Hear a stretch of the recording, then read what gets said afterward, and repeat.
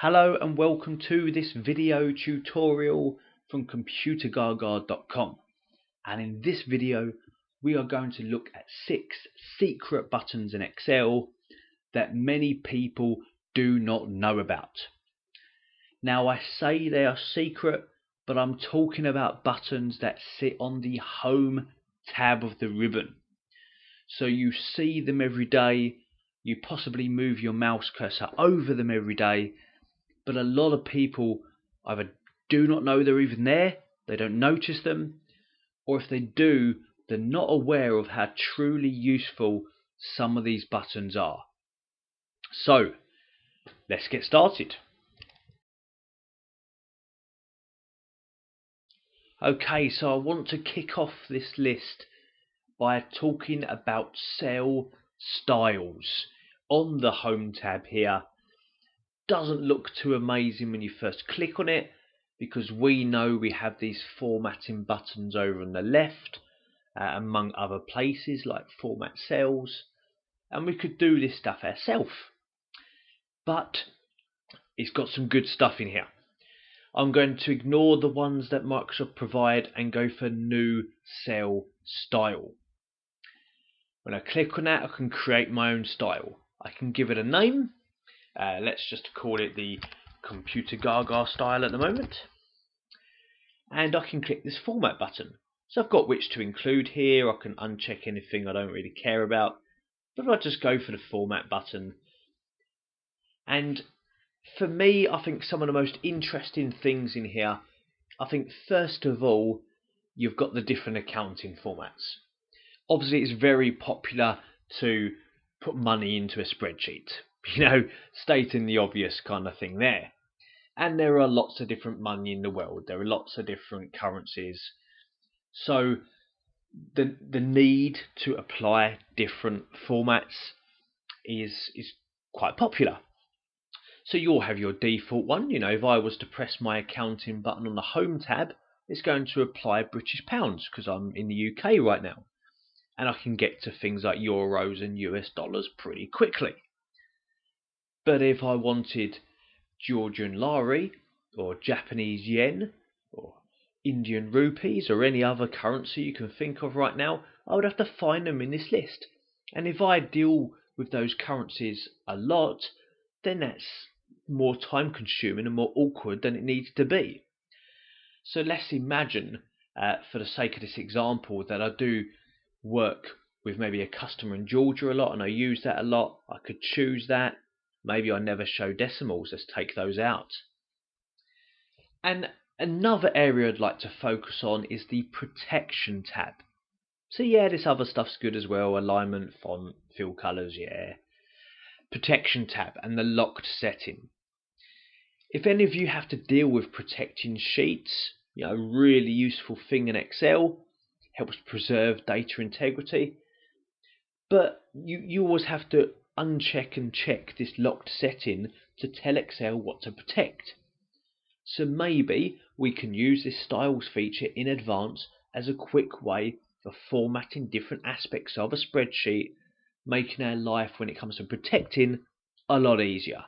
Excel will know what bits to protect and what bits not to, i.e. formulas do protect, other stuff don't protect.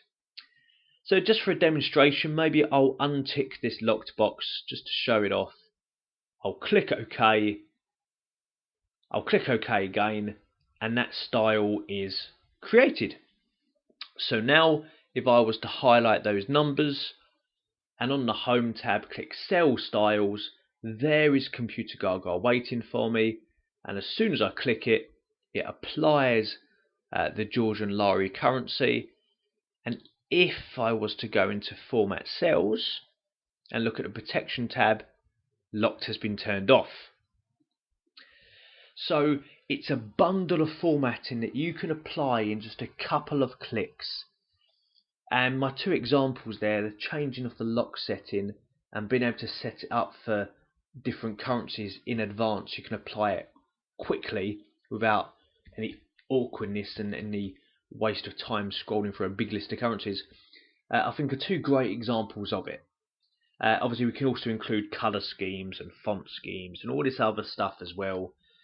And if it saves time and ensures the accuracy of data, then I'm all for that. In the cell styles, there was also an option to merge styles, which is useful to know, so that we can copy styles between workbooks.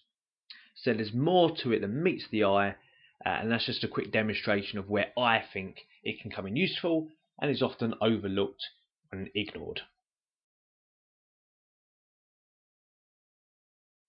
At position 5, I have put paste special options.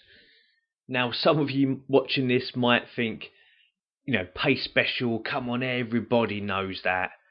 And yes, maybe, a lot of people do. But I'm thinking more of the secret options in there that some people are not aware of. And the one I would like to mention is the ability to copy the column width. Now, that's a bit of a secret. People know about paste values, paste formats, paste formula maybe.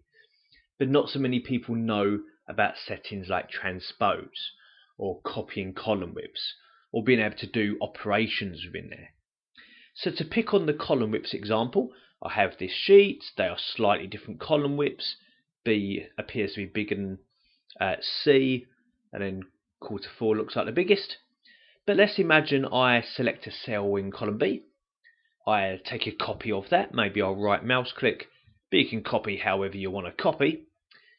And then I can select columns C to E, and I could right mouse click again, but if I go to the Home tab and the drop down for paste, and we've got all these funky options in here, but if I go to the paste special at the bottom, so that I can open up the full complement of options available, and we can see there's some really good stuff in here that a lot of people do not know about. Whereas the first 3 there, formulas, values and formats, I think it's fair to say are the most well known. I'm going to choose column widths for this demonstration, click OK, and now that column width of column B has been repeated on C to E. And sometimes I get asked if that's possible on training. People will ask me, is there a way of copying a column width? And when I show them it's as simple as that, and it's in paste special, they can't believe they didn't think to look there or whatever themselves. But I guess you're busy day to day doing your work. You don't necessarily have the time or the inclination to think about these things. So sometimes you feel a little bit bad when somebody brings it to your attention. But once you know, and it can save a lot of time and ensure some consistency also. Okay, so at position number 4, I have put Format Painter. And some of you, just like the previous button, may be thinking, come on, everybody knows about Format Painter, don't they? Well, from somebody who travels around training every day, they really don't. A lot of people do not know of this button, despite the fact that it's been around forever and it sits right next door to bold and font and copy and paste. A very traffic heavy area of the Home tab. So for my demonstration here, I'm going to format across sheets. You also notice there's quite a lot of formatting options in this list I'm going through. But the Home tab is dominated by formatting buttons. So that was always going to be the case really, when 80% of the tab is formatting buttons. So for this example, I'm going to select one of these cells where I've got totals, and they have a slightly blue colour, a slightly larger font. They've got a top bottom border, and they're bold. So there's a few different formats going on here. And I want to make sure I get the right border, the right font size, the right shade of blue. I just click Format Painter. It takes a copy of just the formatting of the cell I have highlighted. I then pop onto Cells 2. Yes, very creative names, I know. And then select the cells I want to paste. And the job is done. They look the same. I can then quickly apply formatting to these other values that have been ignored, click on this column, Format Painter, select those, and immediately everything is looking as it should, nice and quick. That is Format Painter. It's in all of the Office applications, not even just Excel. And it is an absolute gem of a button that I rely on pretty much daily when I'm working with people's spreadsheets, making sure things are formatted correctly.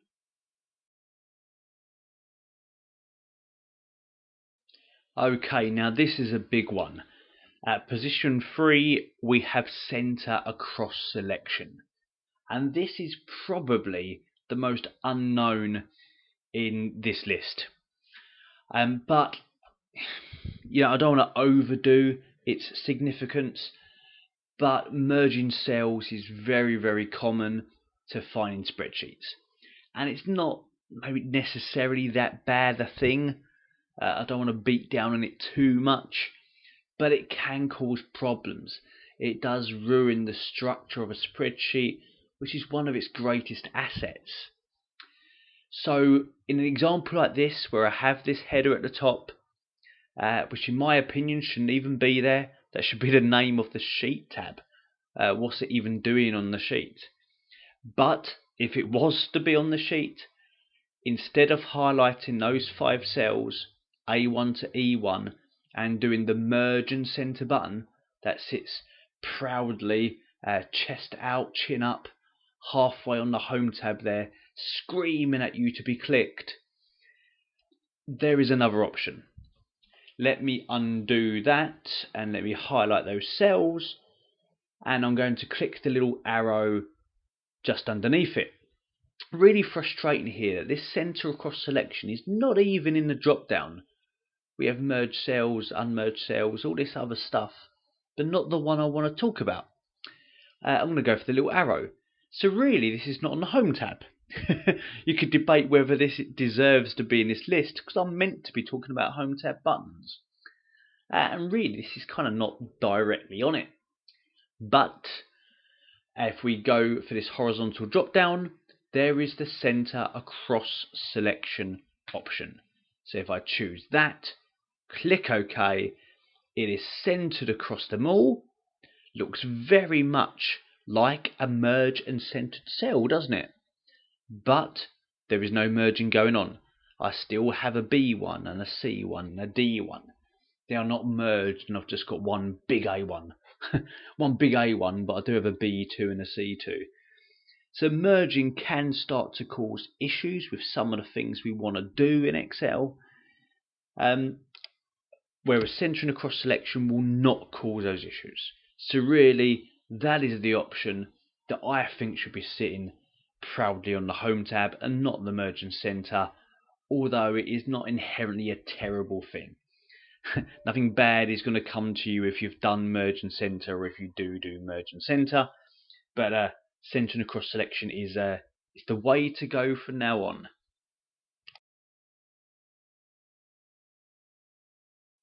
At position 2, I have Go To Special, a feature once again that's been around forever and is not just available in Excel.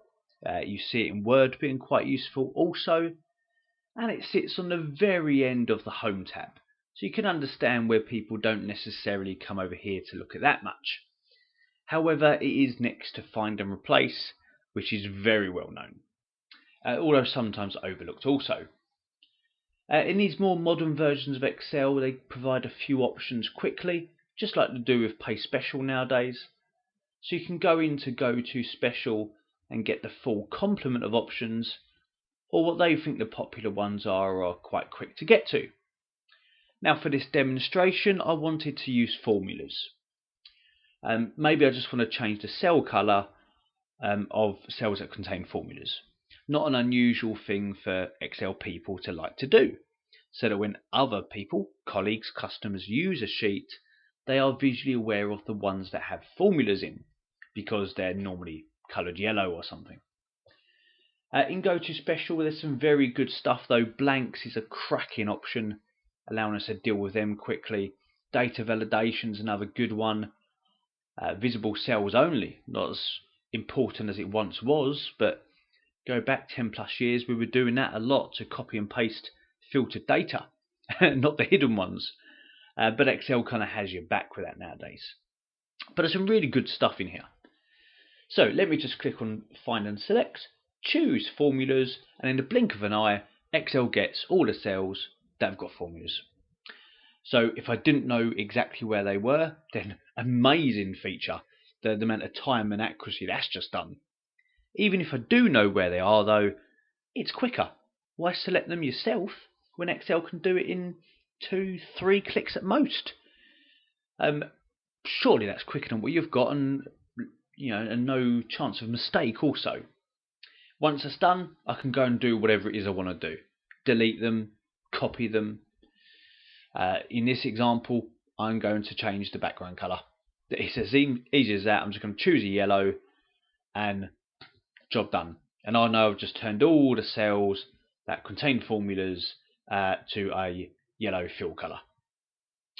So a simple demonstration of a feature that can really be handy. It simply selects the cells that meet certain criteria, such as being blank, having formulas, having data validation rules.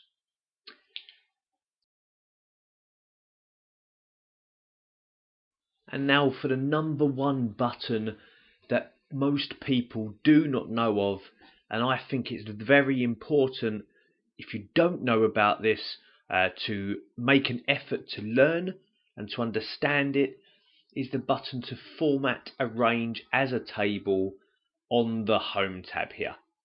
It sits next to our cell styles and conditional formatting, and I guess its name and appearance do not really give an idea of what it's capable of. This is not a new feature. It's been around for quite a few years now. 2007 I think was when it was introduced, but as an awareness for most Excel users, it is still in its infancy, and when I'm training, most people are completely unaware of its existence, let alone what it does. And this video is just simply not big enough to talk about everything it can do, so I encourage you to go and explore.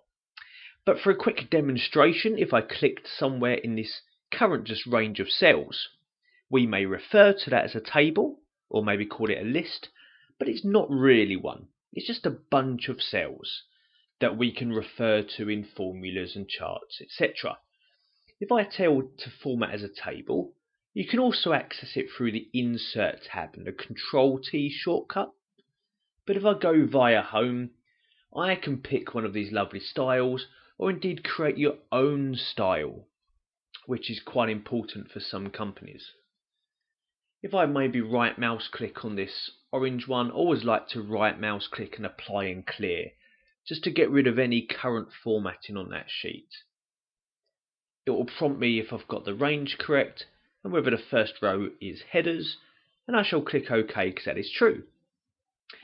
And straight away you can see some of the, albeit basic, benefits of the table. One of them being these banded rows. Something that is not unusual for me to be asked how to create.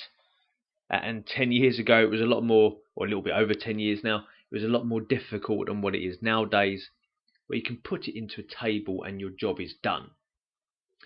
And more importantly, as you add more rows to this list, this table will automatically expand and do all that formatting for you. So you don't even have to provide any manual formatting at a later date. The filter tool is switched on at the top, and as I scroll down the list, you see how the headers are moved into the header area, so that I'm always aware of what the name of that header is. I do not have to worry about freezing any paints. So a lot of these things I'm mentioning at the moment briefly are not necessarily things that are going to massively win you over, because we have features of Excel that can handle them. But the fact that the table is doing all of this for us, the fact that Excel understands that it is a table, opens up a lot of doors for us which were not available when it was just a bunch of cells. Other key things I think are important to mention in this brief demo of it is the fact that we can name it. On the Design tab at the top, I could select a different name from the name box. So I could call this customers, for example, instead of just table 1. And then I can refer to customers within my pivot tables, conditional formatting ranges, VLOOKUPs, whatever I'm doing. Another big thing is the creation of formulas and calculated columns. Let's imagine I would like to subtract 10% from these prices. If I was to type a header in, like subtract 10%, and if I go ahead and write a formula, notice how it's done all the formatting for me, banded rows. This is now part of the table called customers. All of that is taken care of. I don't have to edit ranges or edit formulas. Now let me quickly write a formula. I shall just type equals and refer to the price cell. And instead of referring to it as cell F2, it refers to it as at price. This is known as a structured reference, and it's referring to the cell of the table and Excel's understanding of it. This can make it easier to read your formulas, especially formulas bigger than the one I'm about to do. But it also makes it more durable for when people move values and they insert rows and columns at later dates. It's still called price. I haven't got to refer to it as F, which only means something to a certain level. If I just multiply that by 90% to finish this formula off, press enter. Got some horrible date formatting there. That wasn't a great demonstration of that, but I can format that as I believe it should be. And this table can pick up that for all of them. So all of them will say price multiplied by 90%. They're not going to refer to kind of row numbers or whatever the current state of play is in that cell. So they are just some of the benefits. Other big ones that I'm not going to go into right now are the fact that we can use slicers on tables. So for people who've used slicers with pivot tables before, you can use them on these tables also. And also the fact that we can create relationships with tables. We can actually connect tables together and then create pivot tables from multiple tables, what is known as the data model. And that's a whole new world that you can explore. I say, Google this stuff, look for courses, look for books, because it's a big area of Excel that is expanding over time and is not going anywhere anytime soon. The data tab refers to the table as well on here, the data model on the right hand side, especially if you're using 2016 like me. So I think that's the number one thing to learn, and that a lot of people are not aware of, sitting in plain sight on the home tab here. But I mentioned 5 other buttons of my personal choice, and it's not even limited to that. So go and explore, guys. Put in your comments anything that you think I haven't mentioned, that you have stunned your colleagues or your friends with. You've shown them and they thought, how did I not know about that button? How have I never noticed that was there? How did I not know that it was so quick to do this? Please put them in the comments. It'd be great to hear from other people and to see what other people know or maybe did not know. Thank you for watching this video. I hope you found it useful. Please check out some of the other videos on our YouTube channel and come check us out at Computergaga.com.